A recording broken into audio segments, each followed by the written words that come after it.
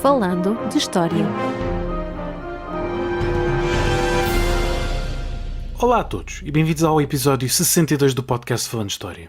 Eu sou Paulo M. Dias e comigo está, como de costume, Rogério de Jesus. Antes de começarmos o nosso tema deste episódio, aproveitamos desde já para agradecer aos nossos patronos que nos permitem continuar neste esforço de divulgação da história e, como de costume, deixamos o endereço da plataforma Patreon na descrição deste episódio para quem se quiser juntar à nossa comunidade em crescimento com uma contribuição mensal. Mas feitos estes introitos, de que é que nos vamos falar esta semana, Roger? Desta vez vamos embarcar numa viagem de vários episódios, por isso ficam desde já avisados os nossos ouvintes que não vamos terminar este tema desta vez, que nos vai levar até ao século XVI, porque vamos falar da Reforma Protestante e da Contra-Reforma Católica, dois dos acontecimentos mais marcantes da Europa do período moderno, tanto que há alguns historiadores que até consideram que este momento dá verdadeiramente início àquilo que chamamos a época moderna. Vamos então falar de Lutero, Calvino, Henrique VIII, aquele das múltiplas mulheres, entre tantos outros, até chegarmos, claro, aos jesuítas e ao Concílio de Trento. Entre tantos outros temas pelo meio, sim, vamos falar disso tudo. Mas antes de chegarmos a Lutero, que é do que vamos falar principalmente na primeira parte desta nossa minissérie, é preciso olharmos para trás, para os finais da Idade Média, porque as raízes da Reforma Protestante estão precisamente aí. Desde logo porque é exatamente nestes inícios do século XV que se dá o fim do chamado Grande Cisma, não é? Que marcou profundamente o mundo religioso europeu. Sim, exatamente. O grande cisma deu-se em 1378, quando o Papa Urbano VI foi deposto pelos cardeais e foi eleito Clemente VII, mudando-se a sede do papado de Roma para Avignon, no sul de França, passando então a existir dois papas ao mesmo tempo, já que, obviamente, Urbano VI não abdicou. Isto acabou por rasgar a Europa, em termos de alianças religiosas e políticas, porque alguns países apoiaram o Papa de Roma, como é o caso de Portugal, e outros apoiaram o Papa de Avignon, como é o caso, da vizinha Castela. Já a tentativa de solucionar o problema, em 1409, com a eleição de um Papa comum a ambas as fações, e que veio a ser Alexandre IV, que foi eleito em Pisa, só agravou a situação porque cada uma destas fações não reconheceu esta eleição, e por isso passou a existir, vê lá tu, 3 papas ao mesmo tempo. O cisma só acabou por terminar em 1415, no Concílio de Constança, e a posterior eleição de Martinho V. Portanto, isto para explicar que o cisma, de forma muito resumida, tendo em conta que merece provavelmente um episódio próprio, com todas as peripécias, aconteceu entre 1378 e 1415. Sem dúvida, e fica já aqui prometido esse episódio. Mas então o cisma vem mostrar uma igreja em crise, de certa forma até anárquica, desorganizada, e temos ao mesmo tempo uma série de movimentos reformadores, que claro já pressupõem uma reforma maior, mais profunda.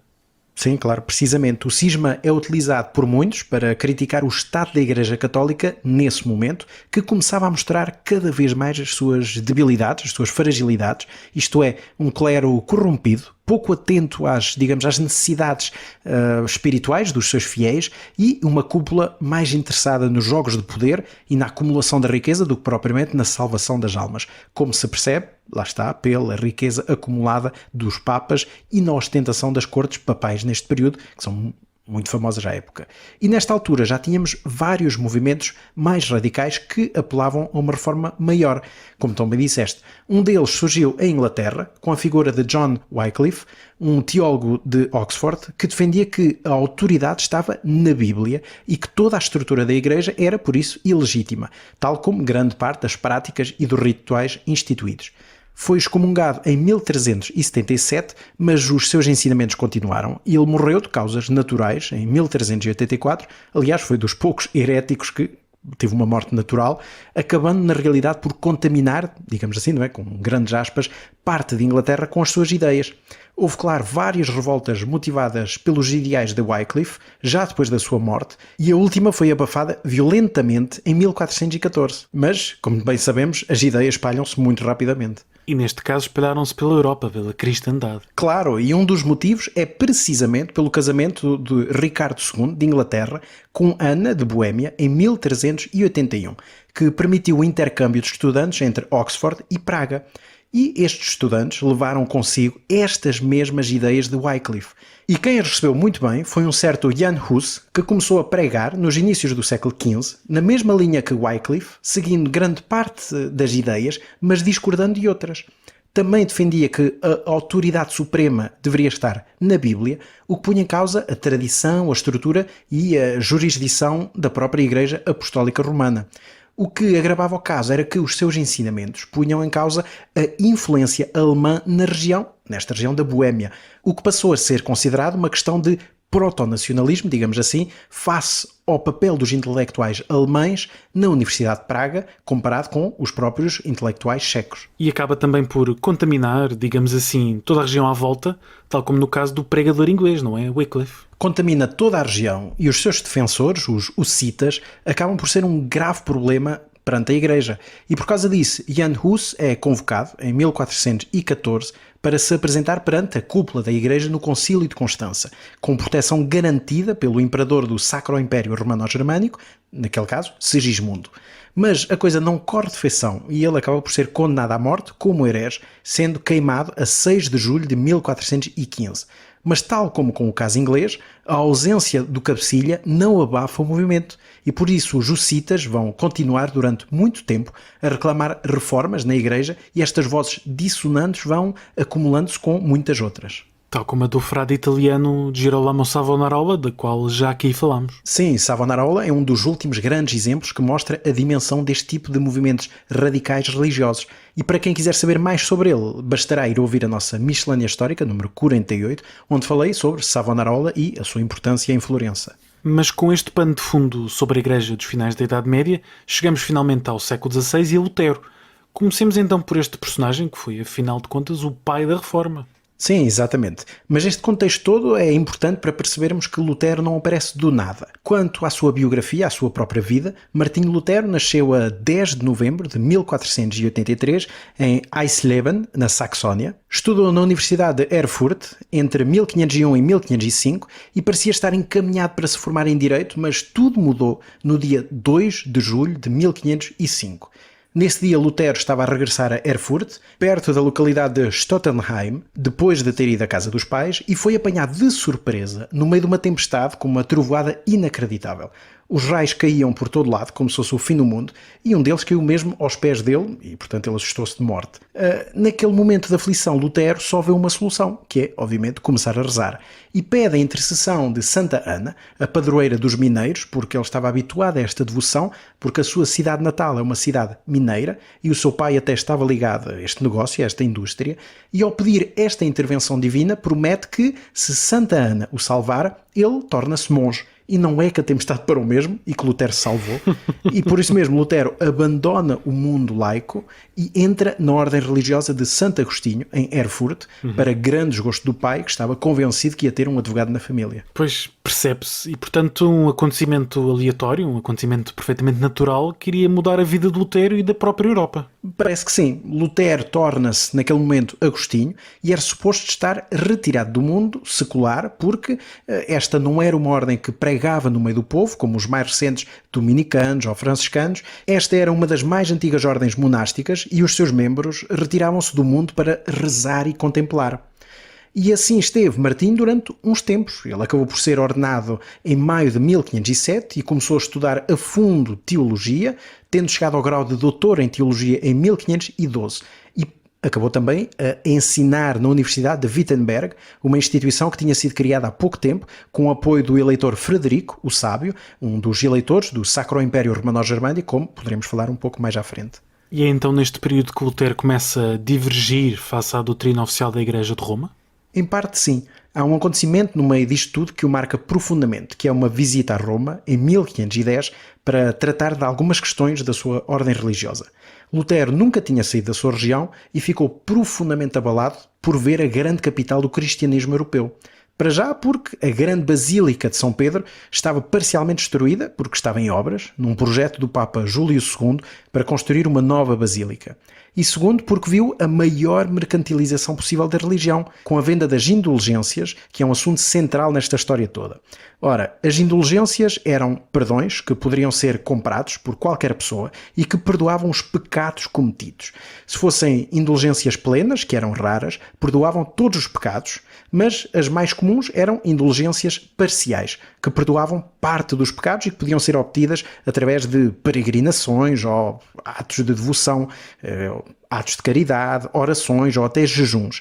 Isto porque está diretamente ligado à ideia do purgatório, isto é, a existência daquele limbo em que praticamente todas as almas iam depois da morte, onde aguardavam para expiar os seus pecados até estarem puros o suficiente para ascender aos céus, isto é, ao paraíso. Em contraste com quem ia, obviamente, diretamente para o inferno. E nesta concepção do purgatório estamos a falar de uma expiação dos pecados que dura anos e anos. Sim, estamos a falar de décadas e até de séculos, de milhares de anos, porque o tempo que uma alma passava no purgatório dependia do tipo de pecados cometidos. E por isso acreditava-se que uma alma poderia estar milhares de anos no purgatório. E neste período havia até quem defendesse que um dia na Terra correspondia a 10 mil anos no purgatório, para se ter uma ideia desta imaginação. E é preciso notar que esta ideia do purgatório, que é uma invenção medieval, era uma ideia fortíssima e que condicionava a vida das pessoas, porque todas estas vivências do cotidiano tinham, digamos, uma profunda ligação entre o sagrado e o profano. Voltando então ao nosso Lutero, em Roma, em 1510, muito chocado com a venda de indulgências. Sim, ele realmente ficou então chocado com a banalidade da cidade, onde os fiéis se acutulavam para rezar em todas as igrejas e para comprar então as indulgências, que na prática eram uns papéis que confirmavam que aquela pessoa tinha pago X pela indulgência e por isso o seu barómetro de pecados reiniciava naquele momento, o que, imagino, daria muito jeito. Neste caso preciso, a venda de indulgências revertia para a construção da nova Basílica de São Pedro, mas esta só viria a estar terminada muitas décadas depois e o problema das indulgências viria a dar muitas dores de cabeça a Lutero e à própria Igreja, como também já lá iremos. Temos então Lutero, de certa forma, já desiludido, a regressar a Wittenberg em 1510. Sim, é por volta de 1515, 1516 que as coisas vão mudar.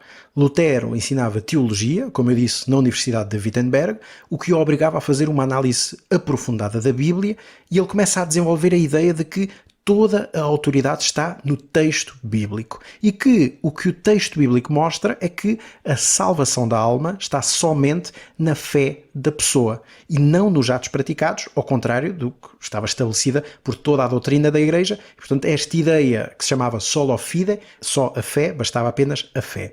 E Lutero começou então a extravasar as paredes da universidade, porque ele era também padre de uma pequena comunidade nos arredores da cidade.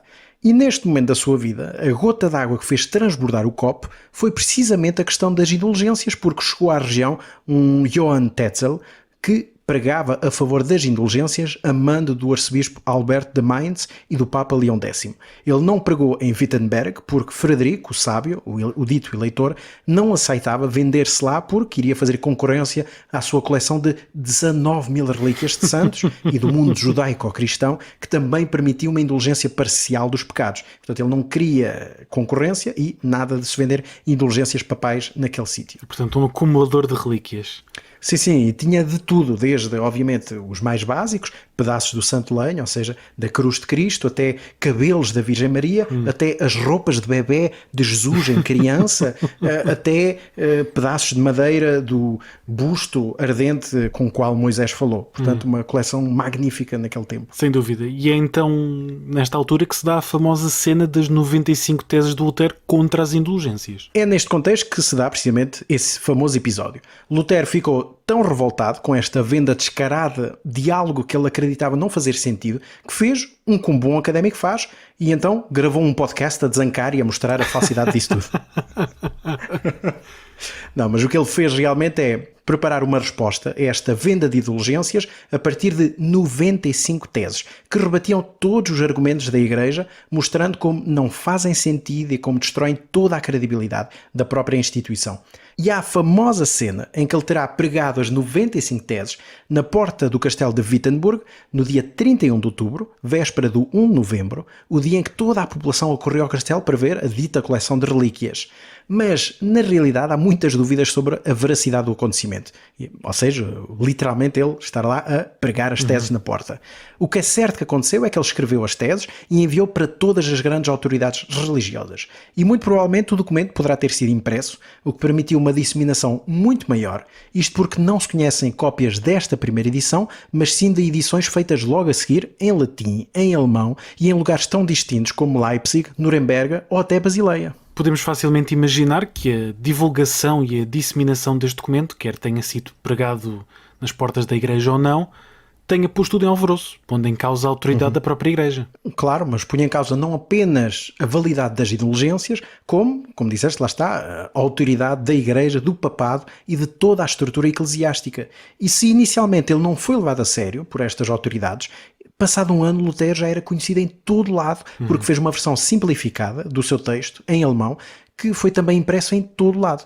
E é preciso aqui destacar que a imprensa que tinha sido inventada décadas antes, como falámos no nosso episódio 43 sobre a história do livro, vai ter um papel central, porque vai permitir que todas estas ideias se espalhem a uma velocidade nunca antes vista naquele período. Obviamente não se compara com os dias de hoje, em que temos comunicações imediatas, redes sociais e tudo mais. Mas naquela altura era realmente algo inacreditável. E por isso o próprio imperador Maximiliano vai pedir ao Papa para perseguir este herético e Lutero vai ser convocado para ir a Roma, prestar declarações e esclarecimentos, mas isso não vai acontecer, porque ele tem a proteção do dito eleitor Frederico o Sábio, que vai conseguir negociar o processo e em vez de ir a Roma, Lutero pode defender-se num debate direto em Augsburgo, em outubro de 1518, face ao cardeal Tommaso de Viu, também conhecido como o cardeal Caetano, o superior-general dos dominicanos, um grande teólogo do seu tempo e que já tinha ficado famoso por analisar o caso do famoso Savonarola. E como correu o debate? Suponho que não tenha corrido bem para Lutero, já que sabemos que esta ruptura se vai manter. Isso é sempre relativo, porque Lutero estava firme das suas convicções, portanto, para ele correu sempre bem, ele sempre disse o que quis. Caetano tentou mostrar que negar a validade das indulgências era uma ideia herética, o que acabou por levar Lutero a negar publicamente a autoridade do Papa e da estrutura da Igreja. No fim do dia, Staupitz, o superior dos agostinhos, dispensou Lutero do seu voto de obediência à ordem, o que não era excomungar, mas era próximo, porque Staupitz tinha que proteger a própria ordem dos agostinhos. E Lutero sabia que já tinha chegado ao ponto de não retorno e que não havia volta a dar. Mas não tinha ficado propriamente satisfeito com o debate porque considerava que não era um debate entre iguais e que, na realidade, as suas ideias mereciam ser debatidas publicamente e de forma séria.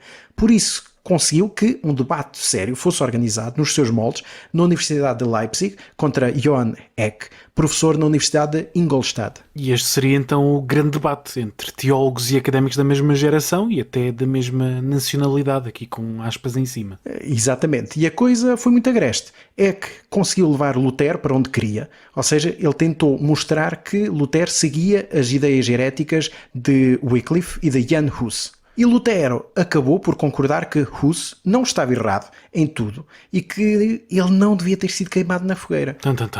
Isto foi uma bomba, porque aquelas duas personalidades e os seus ensinamentos tinham sido considerados heréticos. Além disso, Lutero continuou a negar a autoridade do papado e até a validade de alguns livros do Antigo Testamento que justificavam a ideia da existência do purgatório. Bom, e se dúvidas havia até ali sobre Lutero, então a partir deste momento estavam dissipadas. Lutero tinha claramente ideias heréticas, admitiu, e era certo que seria excomungado e perseguido pelo papado, mas é isso que acaba então por acontecer, imagino. Foi o que aconteceu, acabou excomungado com uma bula papal emitida a 15 de junho de 1520, que só chegou 3 meses depois a Wittenberg. Portanto, quando se quiserem queixar dos CTTs, pensem precisamente no Lutero, que teve que esperar 3 meses até receber a bula papal.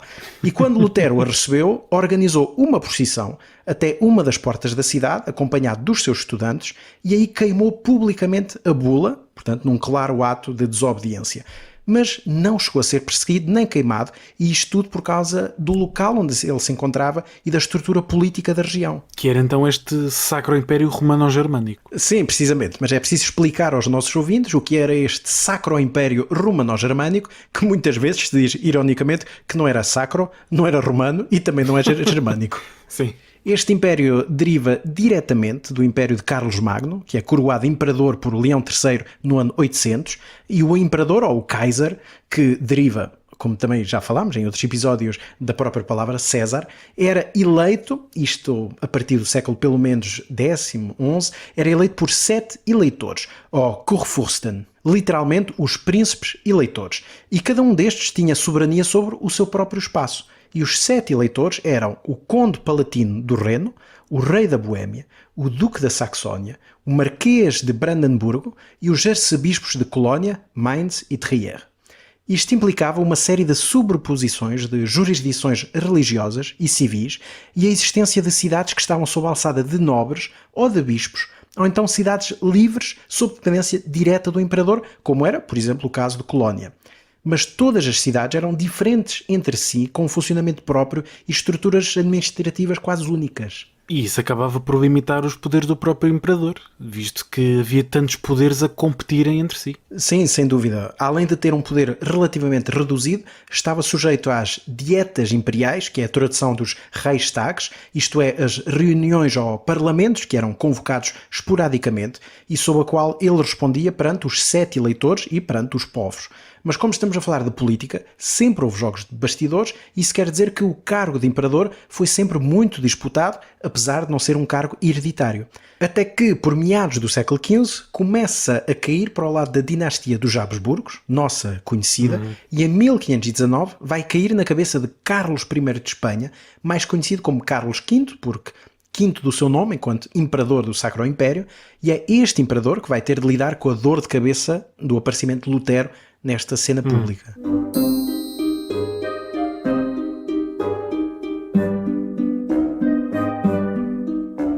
E interrompemos brevemente o nosso episódio para apelar aos nossos ouvintes, não é assim, Roger? Sim, o podcast Falando História é um projeto independente e por isso, se os nossos ouvintes quiserem apoiar-nos e contribuir para a manutenção do podcast, podem fazê-lo através da plataforma Patreon em patreon.com/falandohistoria. E claro, deixamos este link na descrição do episódio, onde podem encontrar toda a informação necessária e as vantagens de se juntarem à nossa comunidade. E agora, de volta ao episódio. Voltando então a Martinho Lutero, como é que esta estrutura política acaba por jogar em seu favor, como tu disseste? Porque Lutero teve a sorte de estar sob a proteção do eleitor da Saxónia, Frederico, o Sábio, que o escudou de ser arrastado até Roma ou de responder diretamente perante o imperador, porque tinha interesse em ter uma vedeta destas no seu território. E isso é que permitiu que se mantivesse em Wittenberg, sem ser chateado, mesmo depois de ser excomungado. Mas claro, a proteção não podia durar para sempre e Carlos V convocou a Dieta Imperial para a cidade de Worms para abril de 1521 e acabou por chamar Lutero para este responder publicamente perante ele. Aí sim, a situação tornou-se muito complicada. O eleitor Frederico garantiu a sua proteção, mas mesmo assim não sabia o que poderia acontecer. A audiência de Lutero foi das mais concorridas de sempre e foi-lhe apenas perguntado se ele renunciava ao que tinha escrito. Depois, enfim, de uma longa defesa, perguntaram-lhe se ele era o único que era capaz de interpretar corretamente a Bíblia e se o seu conhecimento ultrapassava o de todos os teólogos e todos os doutores da Igreja que tinham vindo antes dele. E a isso ele respondeu, finalmente, e cito a sua resposta: a menos que eu seja convencido pelas Escrituras e pela razão clara, não aceito a autoridade de papas e concílios, porque eles contradizem, a minha consciência está refém da palavra de Deus. Não posso e não me vou retratar de nada, pois ir contra a minha consciência não é certo nem seguro. Deus me ajude. Amém. E assim estava confirmado o futuro de Lutero como herege, mais uma vez. Precisamente. Carlos V não o condenou a nada publicamente naquele momento, porque tinha-lhe garantido um salvo-conduto para ele regressar a Wittenberg, mas emitiu o chamado Édito de Worms, que autorizava qualquer pessoa a caçar Lutero, tornando literalmente um fora da lei. E isso não era bom, claro. Mas o eleitor Frederico, o seu protetor, mais uma vez adiantou-se e se voltou a salvá-lo, porque percebeu que isso seria o próximo passo do imperador. E por isso mandou interceptar a comitiva de Lutero e, na realidade, raptaram-no. Isto para o protegerem, acabando por o levar para o castelo de Wartburg, onde poderia estar escondido até que o ambiente arrefecesse. Mas imagino que o ambiente não arrefeça, mesmo com o desaparecimento de Lutero. Bom, claro que não. Lutero desapareceu e primeiro especulou-se que estivesse morto, que tivesse sido assassinado, mas logo se percebeu que estava escondido. Ele abandonou o hábito religioso, passou a vestir-se como uma pessoa normal, digamos assim, deixou crescer o cabelo e a barba e adotou o nome de Jorge, e desta vez escapou das garras do imperador. E aí, escondido, em Wartburg, publicou muitos panfletos, obras atrás de obras, desenvolvendo as suas ideias e criticando cada vez mais a Igreja e o Papado, que ele via como o verdadeiro anticristo e como o diabo na terra. Aliás, o próprio Lutero acreditava piamente, tinha uma profunda crença que ele era importunado pelo diabo, que o tentava várias vezes. Contam-se várias histórias sobre isso, nomeadamente que ele, quando estava precisamente no quarto, numa das torres do castelo, atirou um cão pela janela fora porque acreditava que era o cão, que era o diabo transformado em cão, e ele próprio dizia aos seus discípulos que, frequentemente, para expulsar os seus demónios, ou melhor, para expulsar o diabo, que acabava por fazê-lo através de uma emissão de gases corporais. Vamos colocar isto nestes modos. Eu não vi isto no Exorcista. Não. O Exorcista purgou essa parte. Mas apesar de estar no ativo, Lutero não estava em Wittenberg. Portanto, ele não estava a dirigir os trabalhos, digamos assim. E aí, nessa cidade, esse vazio do poder vai ser aproveitado pelos seus discípulos, nomeadamente por Bodenstein von Karlstadt e Philipp Melanchthon e Gabriel Zwilling. Vão ser eles então a passar da teoria para a prática? Sim, e nessa primeira fase vai ser Karlstadt que se vai destacar, que vai iniciar uma nova missa, praticamente toda em alemão, virada para os fiéis, permitindo que estes bebessem o vinho consagrado, que era uma loucura à época, e acabou também por retirar todas as imagens de santos que eram veneradas e abolindo os seus cultos. E estas alterações eram apoiadas pelos chamados profetas de Zwickau, que eram 3 homens leigos, Nikolaus Stoch, Thomas Stubner e Thomas Dreschel, que se diziam inspirados pelo Espírito Santo, recebendo mensagens de Deus e partilhando uma mensagem apocalíptica de fim do mundo.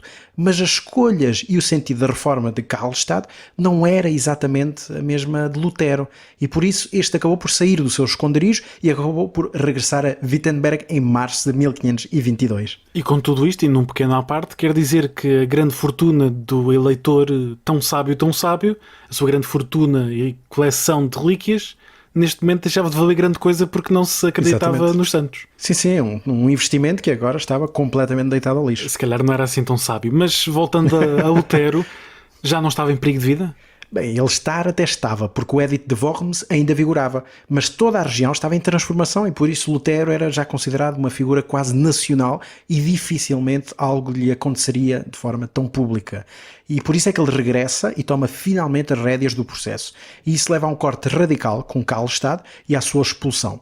Ele acaba por tornar-se um sacerdote de uma pequena comunidade e daí que torna-se praticamente um ermita que salta de aldeia em aldeia, pregando ideias místicas, já antigas e difundidas na região, de um total desprendimento dos bens materiais, e apesar de ser fortemente criticado por Lutero, ele voltou a dar aulas em universidades e os seus ensinamentos vão influenciar fortemente a reforma protestante suíça em Zurique e em Basileia.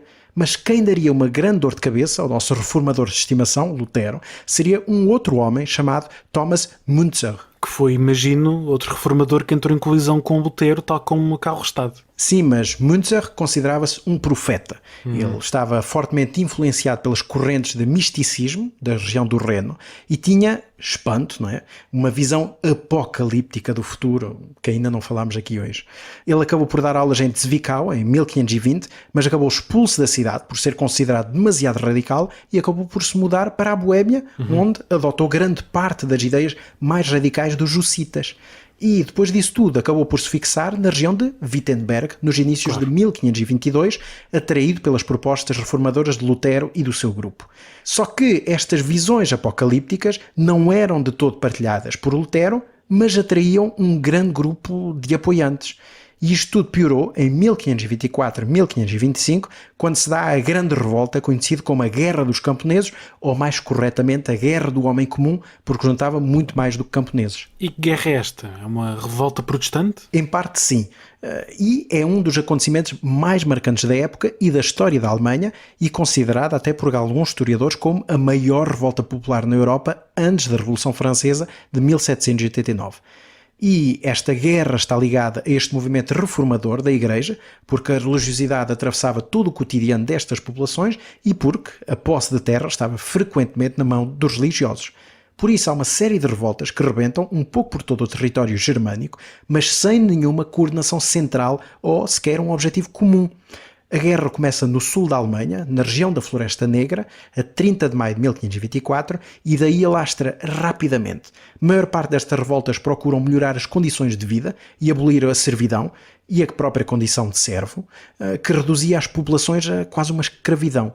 E quando estas sublevações populares chegam à Saxónia, imagina quem é que vai lidar estes revoltosos com uma bandeira profética à frente. O Thomas Müntzer, obviamente. Obviamente só podia ser da cabeça de Müntzer. Ele aproveitou estes movimentos para radicalizar ainda mais a sua mensagem de que o fim estaria próximo e por isso mais valia criar uma nova ordem a partir da violência. Porque apesar desta guerra não ter um centro decisor, não quer dizer que não tivesse sido extremamente violenta, com mortes e perdas incalculáveis. Mas como eu disse, Müntzer aproveitou o clima para aumentar a sua influência e criar várias comunidades que diferiam socialmente do que era esperado, muito igualitárias e por isso até foram consideradas, muito provavelmente abusivamente, por alguns historiadores como verdadeiras aldeias comunistas, o que explica que a figura de Müntzer fosse acarinhada no século XX pelos movimentos comunistas e tida como uma das grandes figuras que preconizou esta ideologia. Diga-se até que foi uma figura muito mitificada e acarinhada na República Democrática Alemã antes da reunificação e que ainda hoje goza de muita popularidade. E onde estava Lutero no meio de tudo isto? Aí é que está a questão principal, porque muitos se viraram para Lutero para tentar legitimar a guerra. Mas ele fez precisamente o contrário. Ele atacou duramente os revoltosos, publicando vários panfletos onde tirava qualquer legitimidade às suas causas. E apesar de tentar apelar à calma, os senhores e os príncipes do Império já estavam a contra-atacar e a transformar o cenário numa verdadeira carnificina, onde de um lado temos gente mal armada, grande parte camponeses, e do outro soldados treinados com artilharia, espingardaria e tudo mais. Na Batalha de Frankenhausen, em maio de 1525, uma parte considerável dos rebeldes foram mortos e Müntzer foi capturado, torturado e finalmente decapitado. E no meio disto tudo, com perguntas, Lutero vai perder alguma credibilidade por se ter posicionado ao lado dos senhorios e não dos camponeses. E claro, a guerra atrasou todo o processo da reforma. E por isso só em 1526 é que ele vai conseguir realmente reformar os ritos, como ele pretendia, com uma nova liturgia e até acabando por se casar, porque a sua teoria da salvação apenas pela fé e da primazia da Bíblia permitiu-lhe abolir o voto de castidade, ou seja, permitindo que o casamento fosse possível para qualquer pessoa, incluindo os religiosos. Mas continuava a ser um homem perseguido e em perigo, não só ele, como o próprio movimento de reforma da Igreja que tinha iniciado. Sim, disso não há qualquer dúvida, porque o imperador Carlos V queria abafar a todo custo esta cisão da Igreja.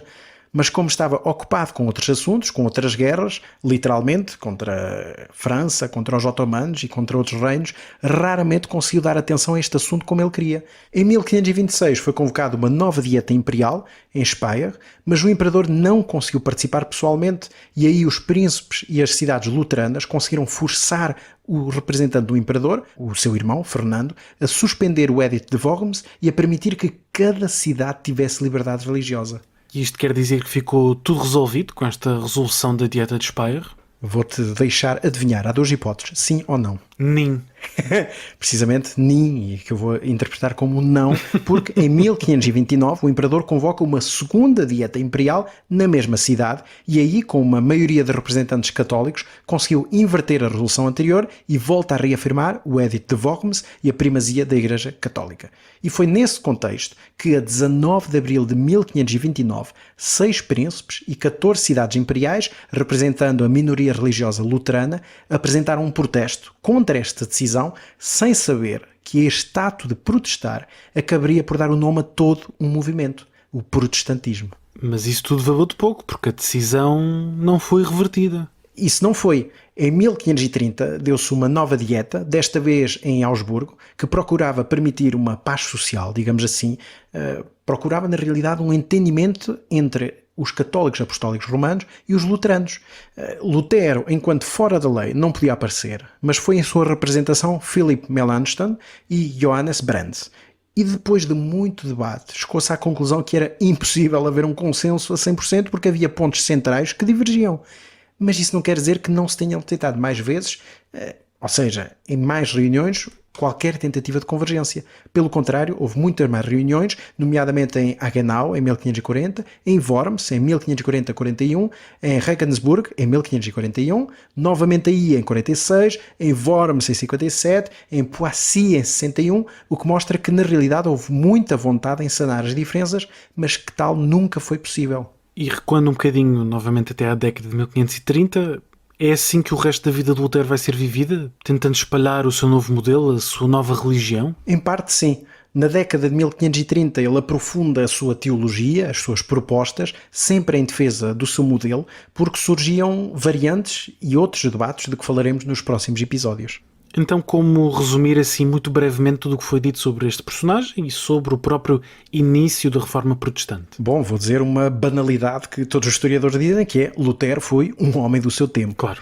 E foi um homem profundamente religioso e que vai ter um impacto inacreditável, não só na criação de um novo rito religioso, mas da disseminação da Bíblia e do Evangelho, porque publicou uma tradução em alemão do Novo Testamento, em 1522, que tinha sido realizada apenas em 3 meses, quando ele estava retirado no castelo de Wartburg, e crê-se que até 1534, quando saiu a primeira tradução completa da sua Bíblia, em alemão, ele já teria vendido 200 mil cópias da tradução do Novo Testamento em mais de 100 edições diferentes. Muita cópia. Muita cópia.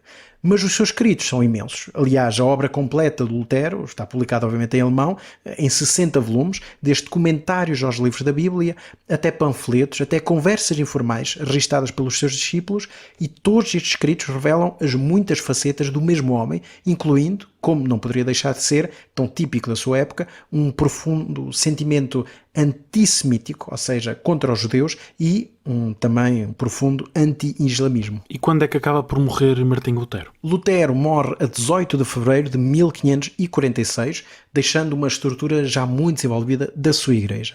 Mas é preciso perceber que Lutero é uma personalidade fascinante por diversos motivos, e um deles é que ele nunca previu o que ia acontecer. Ele foi avançando conforme o que lhe ditava a sua consciência, como ele próprio dizia. E citando o historiador Lucien Febvre, e cito, quando em 1517 ele se tinha erguido perante a igreja, que pretendia? Reformar a Alemanha? Fundar uma igreja luterana? Não. Lutero tinha começado para mudar as bases espirituais da igreja cristã.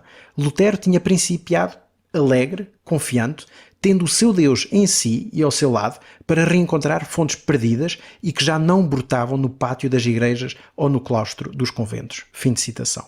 E isso mostra realmente como basta um homem para mudar muita coisa. E como última curiosidade, puxando aqui um bocadinho para o nosso cantinho à beira-mar, há registro do impacto do Lutero em Portugal, nesta década de 1520, desde logo? Há alguns, mas não muitos. A primeira referência é precisamente do ano de 1520, quando o embaixador português em Roma, o futuro bispo de Viseu, Dom Miguel da Silva, escreve ao rei Dom Manuel, dando conta da bula de excomunhão de Lutero. No final desse ano, o rei português escreve uma carta a Carlos V a mostrar alguma preocupação sobre a possível propagação desta heresia, e depois disso só voltamos a encontrar referência explícita a tal na década de 1530, quando João de Barros, na sua obra Rópica Pneuma, criticava que se falava livremente Lutero em Lisboa como se estivesse na própria Alemanha. E nessa mesma década temos Garcia de Rezende, na sua obra literária Miscelânea, que obviamente inspirou, como os nossos ouvintes saberão, o nome da nossa miscelânea histórica, e que refere então na sua obra os seguintes versos.